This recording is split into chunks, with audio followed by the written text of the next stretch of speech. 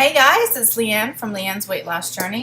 It's time for another video log. Not that I was excited by any means about talking about my weigh-in this week. I think I just have a lot of things going against me this week. You know what? It might sound like an excuse, whatever, but I don't know if it's just change in activity.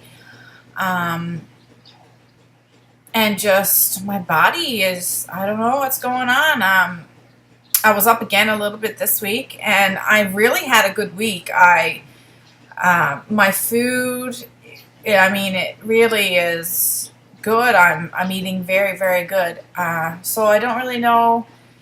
I'm eating kind of low carb, so maybe it's a bit too low. I might have to add some more carbohydrates in my diet, and like the good carbohydrates, like maybe have more sweet potato throughout my week. I don't mean carbohydrates like breads and stuff like that.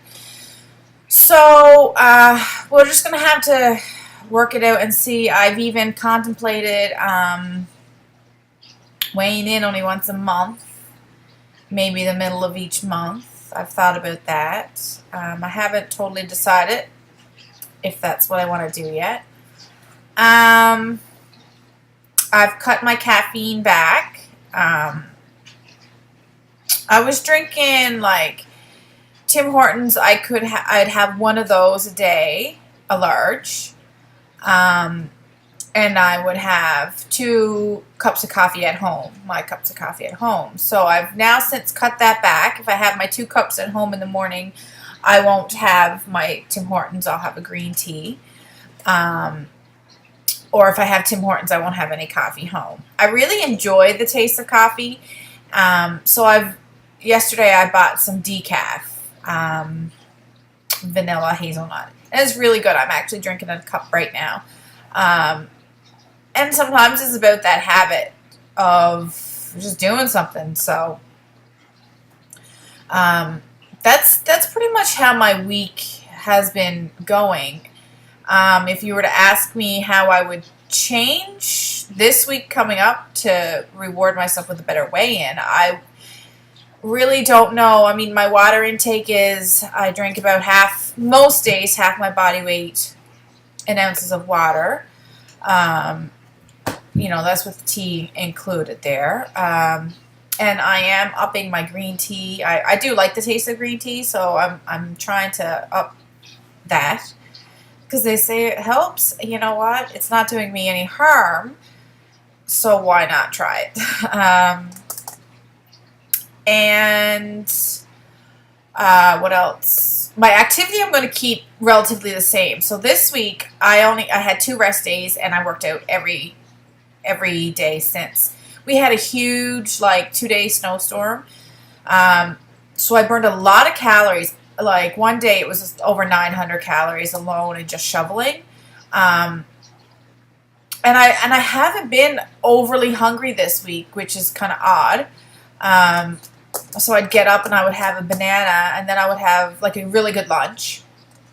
And then I would go, and then I would just have my dinner, which would be a protein and then like a vegetable side. And then I would be done. Like, I just didn't have any appetite. So, this weight loss there's a lot of stuff you have to figure out. And, again, going back to, I've been doing this now for 4 years. And I remember when I hit a certain weight, my leader said to me, because I had kind of been stuck. So, she looked at my journal and seen the food I was eating, and we would discuss it, and she said, Leanne, I think you're on a mental plateau. And I think I have been, pretty well ever since. It's like I was doing so good for so long, and I stuck to plan, and I did everything as written, and then when I got to a certain number, I went into panic mode, and I was like, what am I going to do? How am I going to lose this last whatever? And it's like I've been there ever since, and it's hard to, I don't know, it's hard to explain, but I do feel like it is bit of a mental plateau, because when I look at the food that I eat, and when I have a really good week exercising, I mean, I should be losing weight. So, with that being said, consistency also plays a huge role. So I plan to keep everything the same in regards to my working out this week. I'm going to do 2 or 3 days that I do like a high intensity strength video or whatever, and then do 3 days of cardio, just to keep it balanced, and either have 1 or 2, depending on my body. I really like to listen to my body. So if I have 1 rest day or if I have 2 rest days, it just depends. So that's how my week progressed. And I had a lot of questions. Actually, I'm going to go right to my page now, because I did have some questions that were sent to me. And this one lady had lost a huge amount of weight. She had lost, 90 plus pounds, and she gained back 10, and she's struggling to lose 20. She can't seem to find her way. She's tracking using MyFitnessPal. She works out, goes to a boot camp 5 times a week. She's seen the changes in her body, but she's not seen the changes on her scale. She's getting very frustrated and advice on getting to goal. And then she asked me about tracking during my maintenance. Okay, so I just have to share something too about seeing the changes and not seeing on the scale. I took a picture when I got back from Vegas, and I took a picture 2 days ago of my body, which I'm not prepared to share. Maybe one of these days I will, but there's a 3-pound difference. But the shape of the body has changed, like the midsection totally changed. I do have measurements. I need to retake my measurements, actually, which is another great way to tell. We get so caught up in the scale, and the scale is such a frustrating tool. And the thing is it's only one tool. There's so much more that we can use to measure success. And I seen this picture this morning, and this is how I felt. I'm sure everybody has seen this picture with the scale. And it's horrible that we define ourselves from a number. And it's sad, actually, when you're working out, you're doing so much good things for your body. Your body shape is changing. You're getting stronger. You're making your heart stronger, your muscles, your bones, everything. There's, your mood. There's so much good that comes from exercise. And like I said, the scale is only one tool. So measurements are so important. And the way your clothes are fitting, your mood, your energy levels. So that's kind of another reason why I was thinking about going back to once a month weighing, and not get so caught up in the number. But yes, it is very frustrating when we want to see a number on the scale, because ultimately our BMIs are supposed to be within a certain range for our height, but everybody's body composition is so different that it's so generalized, and I have a hard time with it, because especially when you lose a whole lot of weight,